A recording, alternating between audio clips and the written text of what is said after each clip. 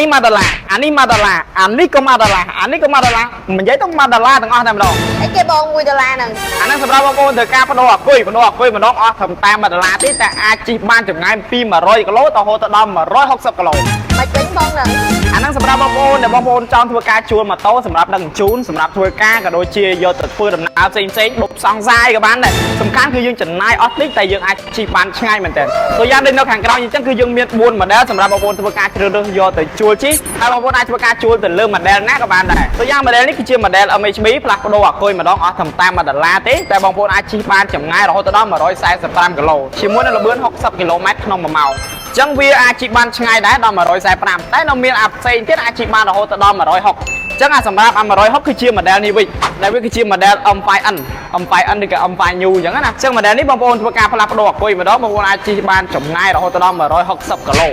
តែយើងអាចជិះបានត្រឹមល្បឿនតែ50គីឡូម៉ែត្រក្នុង1ម៉ោងទេហើយ model បន្ទាប់គឺជា model M5A ដែលបងប្អូនអាចធ្វើការផ្លាស់ប្ដូរម្ដងថ្មម្ដងគឺអស់1ដុល្លារដូចគ្នាតែអាចជិះបានរហូតដល់150គីឡូតែបងប្អូនអាចជិះបានត្រឹមល្បឿន60គីឡូម៉ែត្រក្នុង1ម៉ោងចឹង model នេះវាក៏ជាមួយផ្នែកមួយដែរចឹងយើងទៅមើលមក model មួយទៀត model នេះគឺដូចគ្នាពីរហ្នឹងគឺដូចគ្នាទេតែ model មួយទៀតនេះ model នេះគឺបងប្អូនជួលពាក្យច្រើនតែម្ដងដែលជា model ដែលយើងធ្លាប់ឲ្យជួលពីមុនតែអា model ទាំងអស់នេះគឺសុទ្ធជា model ថ្មីដែលយើងដាក់ជួលទេចឹង model នេះបងប្អូនអាចជិះបានខំចម្ងាយ100គីឡូ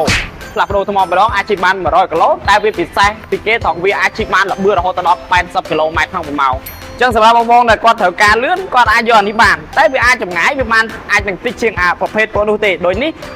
150នេះ160នេះ